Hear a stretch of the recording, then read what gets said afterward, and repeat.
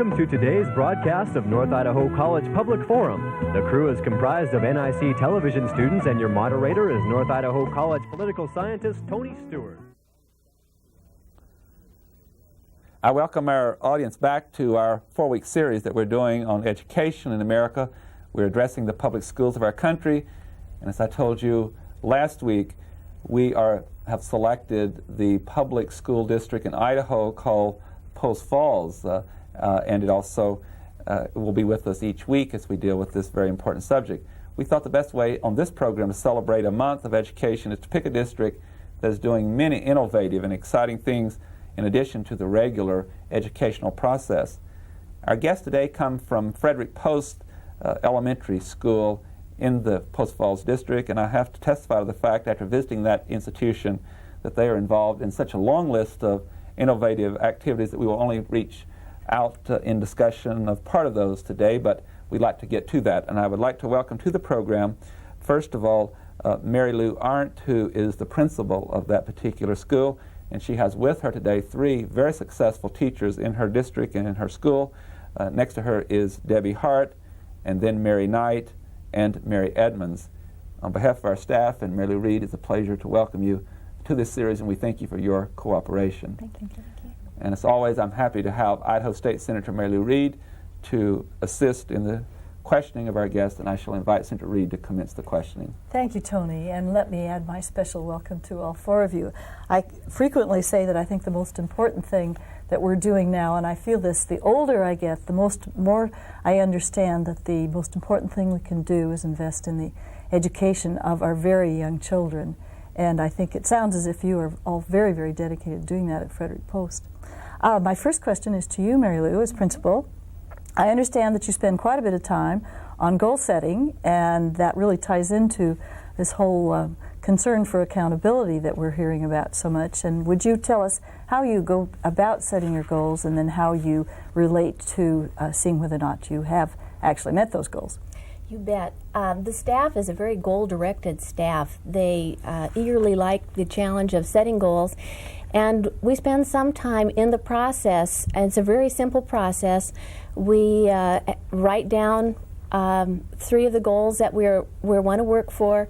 We kind of outline those. They get to vote on them, and in certain areas. And this year our goals, just briefly, are in the area of science, improving our science curriculum and materials, to continue our artisan education program through the many grants that we've received, to work on our centennial projects throughout the school.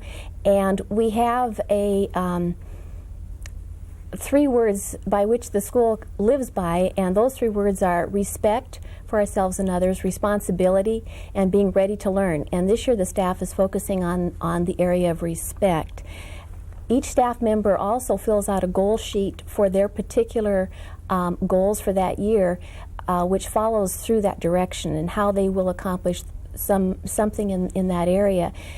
I think this is one of the reasons that makes the commitment to these goals so strong at Frederick Post, because each staff member develops their own personal goals to help the school fulfill its personal goals. Well, then, are you thinking of those goals in the way of concentration, or also in the ways of improving? So that, as I say, if we're going to tie this into accountability at the end of the year, can you then say this was the goal we set, and we can see, because we have met this goal, some degrees of change or improvement?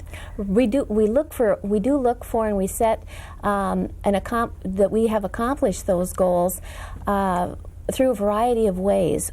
We conference together, the teacher and myself, to see if a teacher has accomplished the goals, and we can tell just by our activities whether things are being used. We have guests that visit our school. We feel that we can, just by our evaluation, we do evaluate the different projects. Our artist program, we have an evaluation sheet the staff completes, so that we are looking to see if we have met our goals. Could you see bringing in the community members and parents into that goal-setting situation? Is that something you've talked about? Well, I think we've probably talked about it. It is not something we have not really done, but it is definitely one of the areas that we have talked about, and I think narrowing down the logistics of how that would happen and the definite role that the parent would play is one of the ideas that we have definitely kicked around quite a bit. Sounds great. Mm-hmm. I had the privilege of visiting with the faculty at your school, Mary Lou, and I came away with a list of 12 or 14 very innovative programs, and we want to run through a list of those as many as we can today to inform our viewers of those exciting programs. I guess I'm going to start with a program that you have with your young children. And we did not mention that you are K through 6 at your particular school, but I believe it's about the second grade that you have young people dealing with math and reading through the use of computers, and it's really creating, I understand, a lot more interest and activity in speeding up the process.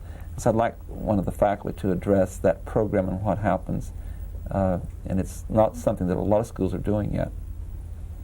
Well, using the computers, our Chapter 1 program, math and reading program, are in the same room, and we have a teacher for the math and a teacher for the reading, and this is Chapter 1 helps children who are having some sort of a difficulty. It's like a temporary situation. It gets them over that hump, and then they're back in the classroom.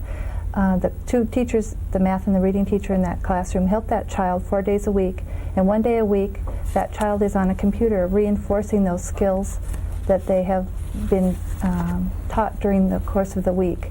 And we have one teacher who does the computer skills with them too. And it's my understanding that the little program that is written, and I've seen your children at that program, they're actually creating on the screen, developing their reading skills, their vocabulary, and their math, and that they can actually see the product, and it evolves and develops over a period of time. In other words, it expands and becomes a more comprehensive program for the child. It does expand, and I teach first grade, and the first graders are also, you said second grade, the first graders are doing it also, and they're writing their own stories, and they bring them back and they can read it to me because they've written it, and they're very proud of it, so I think it's a great motivator. Not only are they learning the skills of reading and math, or improving those skills, or catching up, but they're also getting an attitude about computers that will go with them in life. They're becoming introduced to computer literacy at a very young age, aren't they? Yes, they are. Thank you. I have also a question concerning your work with the library and how you emphasize reading and books. And so I guess my question would be something to the fact that we hear many new terms when we refer to librarians, or media specialists, or media generalists, or library teachers. Do these terms reflect any change in this position, or how is that role changing in our primary schools? Well, it does reflect some change. Our job has always been one of putting kids and books together in such a way that both would be enhanced. And in that role, when we hear these different terms mentioned, and a new term is an information specialist involved in all of these different types of information. And as we look at technology and how technology is changing, and we hear that knowledge is doubling within 10 years, then we have to make an effort to keep up with those trends. And in that respect, we're involved with many more different types of media. We're not just dealing with books anymore. We have films and tapes and videos, and all of these experiences are brought to children in such a way that they're made aware of information in lots of different areas, presented with lots of different media. So in that respect, our role is just expanding as our technology is expanding. Senator Reed. Well, do you feel that the children are learning to read for pleasure? We hear a lot about the fact that the children are perhaps losing that sense of the importance of books. And this is what you're trying to emphasize, is that books are important, and are they reading for pleasure? Well, we hope that they are. We know that we have a lot of competition out there with video and TV, and we know that the lifestyle now of our kids are so busy, and they're involved in sports and so many other activities that take them outside the home, and it seems like family times are limited. But we hope to encourage that, and through a lot of different ways, through our schools and through a lot of programs that we bring in, we hope that our children are encouraged to do some reading on their own, and that they find that that is a pleasurable activity. Just this next week, we're having a book fair, and through that, we offer paperbacks to children and to parents, and hope that will get more paperbacks into the home, so that it's encouraging children to read. And the parents come to the book fair. Right. Oh, that's terrific. You have a couple of catchy phrases. Riff is used in an unusual way. I don't know who wants to explain Riff. Is that you, Mary? Well, RIF is a program. It's called Reading is Fundamental, and it's a privately funded program, in this case not a government one, that we participate in. And the funds provide 3/4 of the funding, and we have fundraising activities within our own local school that picks up the other quarter. And through that, each child in the school may choose 3 times a year a book of their very own to take home. And this is a real special occasion, and we make it seem so. We make it a celebration each time, and especially the last one, which we usually have in May. We have a special emphasis and theme, and this last year it was a reading circus. And we brought in outside people. We had clowns and jugglers and circus films, so that each child passed through these different areas. And we had a person come from the public library. Since it was in May, we wanted to emphasize that yes, you can read in the summer too, even though our library is not open. And so we provided an opportunity for them then to pick up a library card from the library and encourage that angle as well. So we want to make reading fun and enjoyable, as well as for information.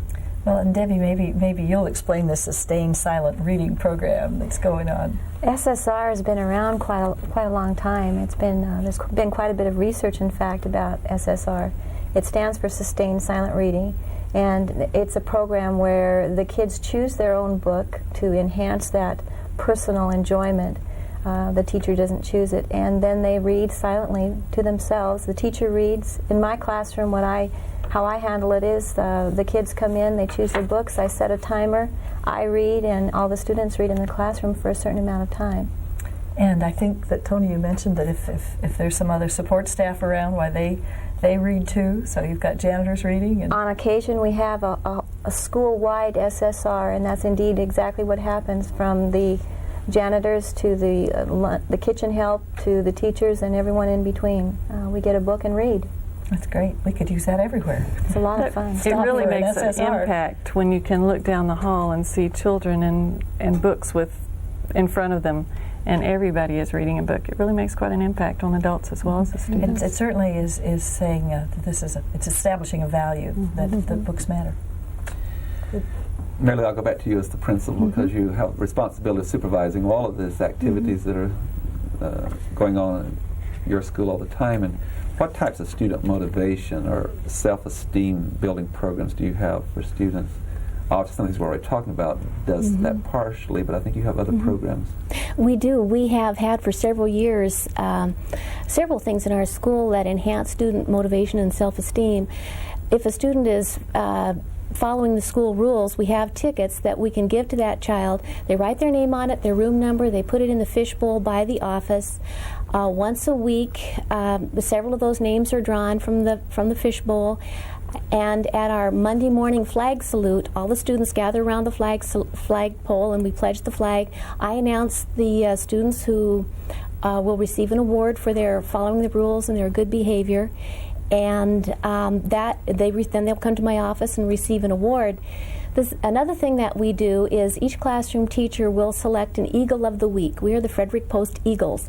So each teacher selects an Eagle of the Week, and once a month we have an Eagle of the Week assembly, and where the awards, a little award is presented to those students, and the teacher announces what they receive their award for, possibly for improving their spelling performance or being on task most of the time. And the students at the assembly receive these awards, and they look forward to that. I will take a picture of the group once a week that are receiving those awards, and that's posted on a bulletin board in the hall. The children are excited about it. They all want to be the Eagle of the Week.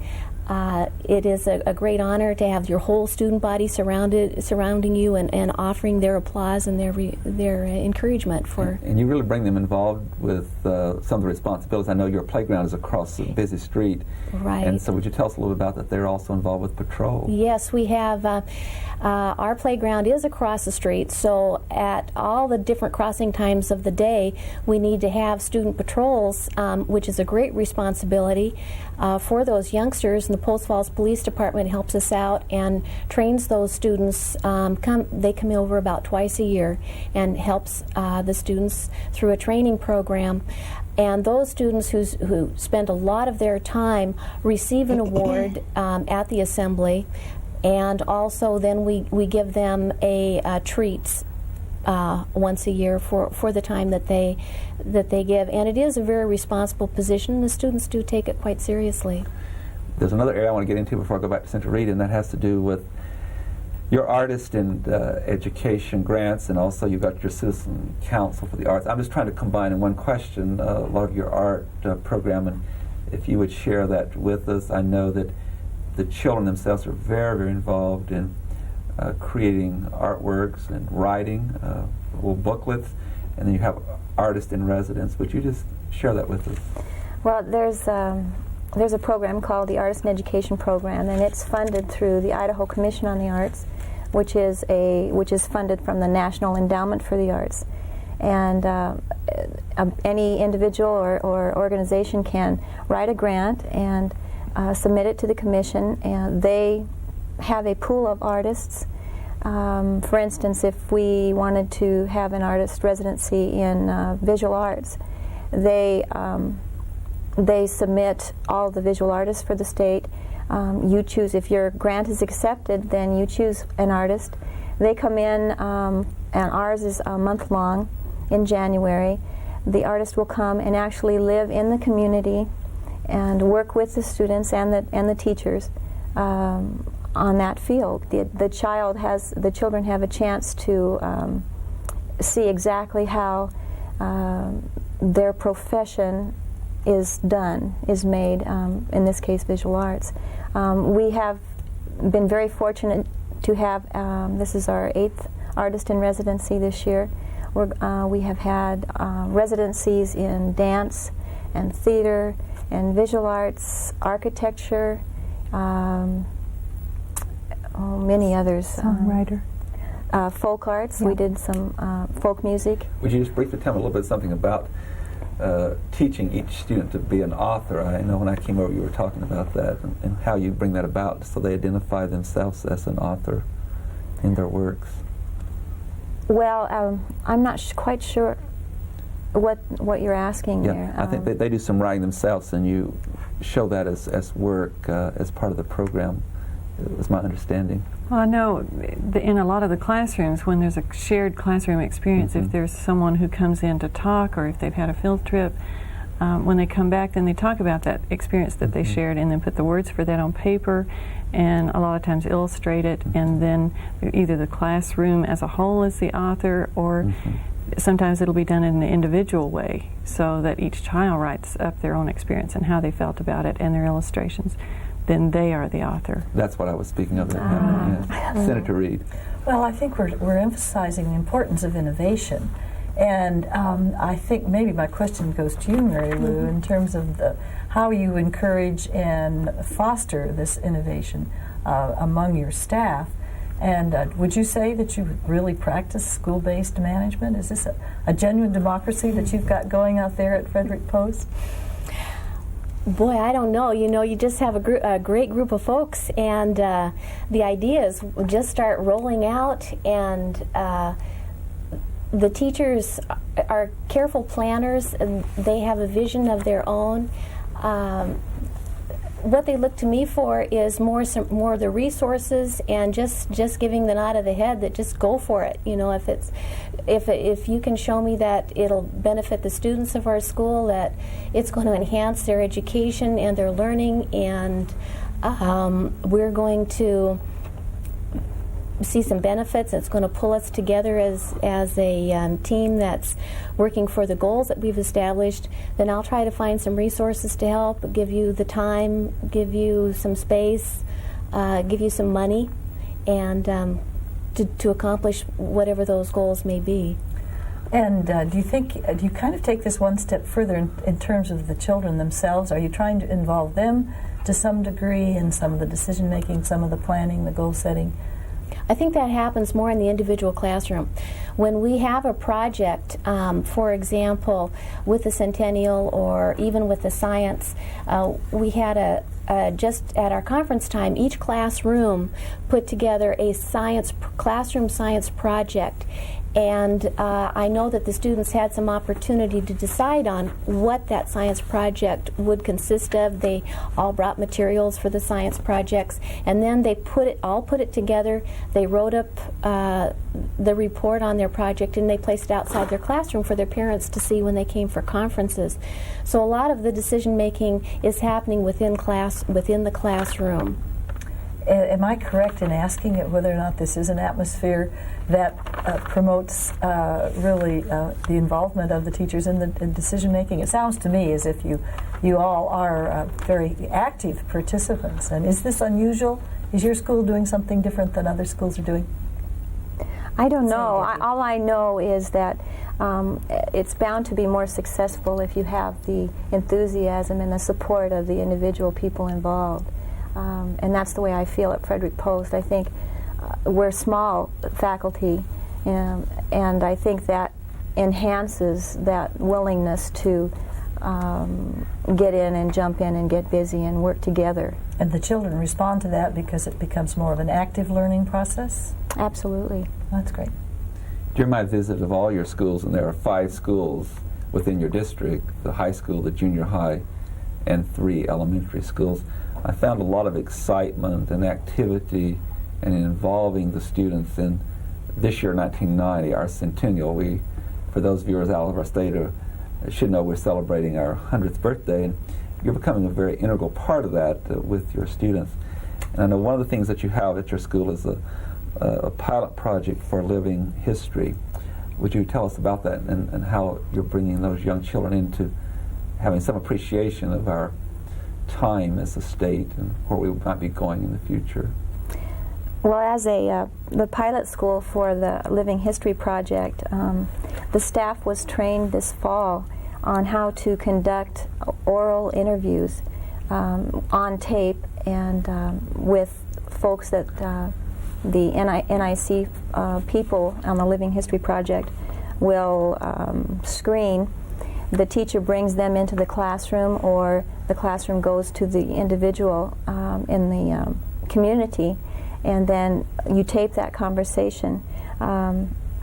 That tape then goes to NIC to be transcribed and goes into the library for posterity, for future reference. And then a lot of extension activities happen with the after the interview is over in the way of language arts or visual arts, and we're real fortunate to have some monies to Frederick Post is a school that's been chosen to have some money to actually do some exciting visual art activities to follow up with the oral history tapes.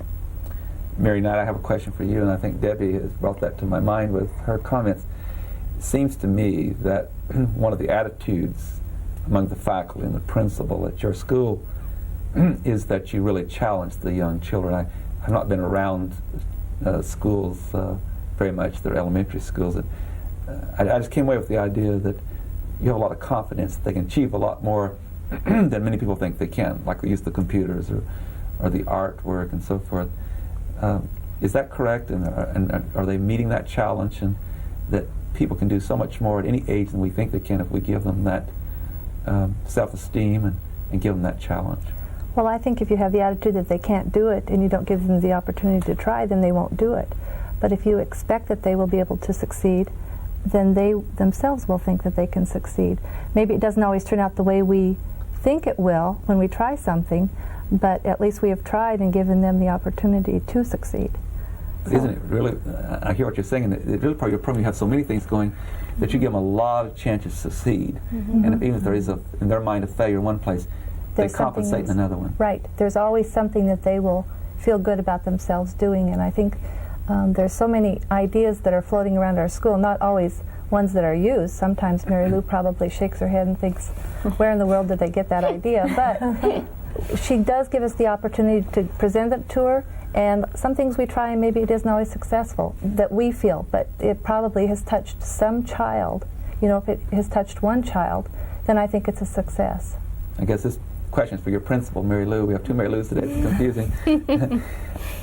It seems to me that the evidence is quite strong from my visit that a lot of the things we're talking about is not part of the contract, not part of the responsibilities of the faculty, that they're giving a lot of extra time, and sometimes we don't, in the general public, realize that. Would you address that point of the extra hours they put in, that they really are not under, they're not under their job description?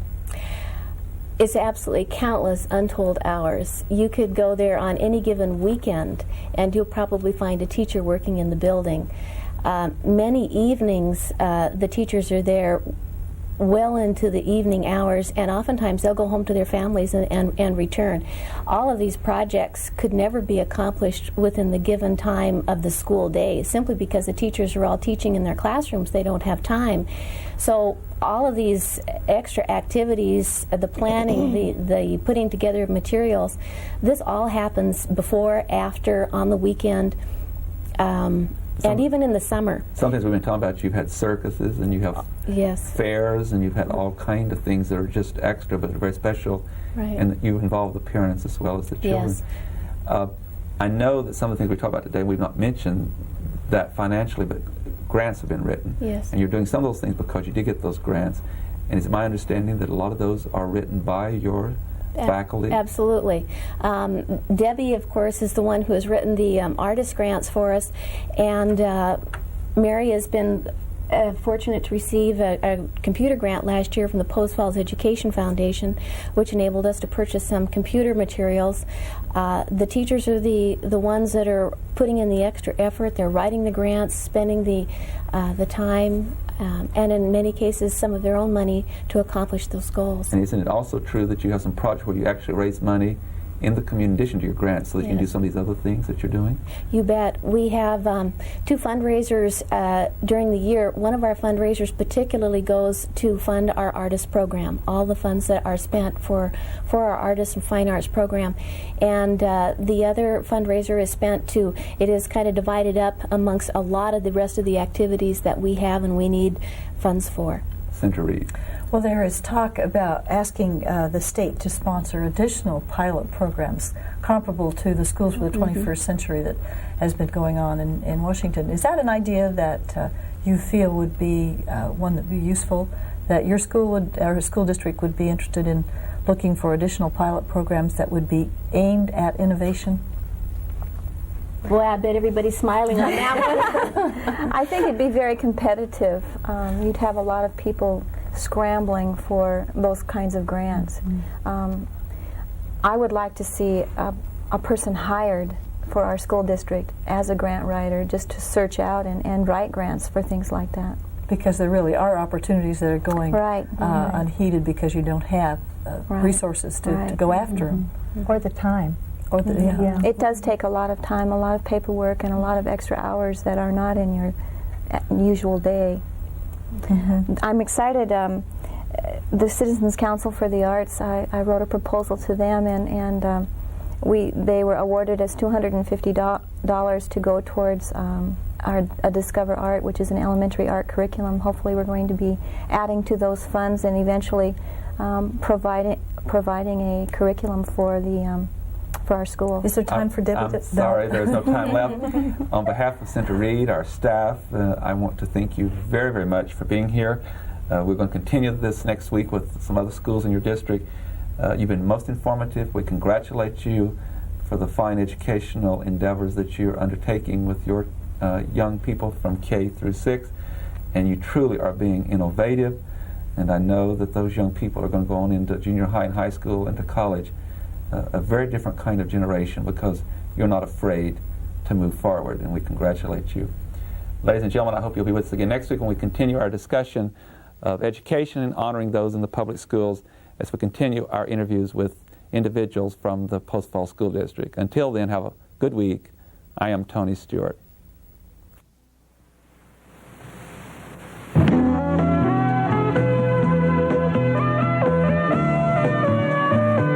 North Idaho College Public Forum can be seen at the same time each week over this station. This production was videotaped earlier by an NIC student crew for viewing at this more appropriate time.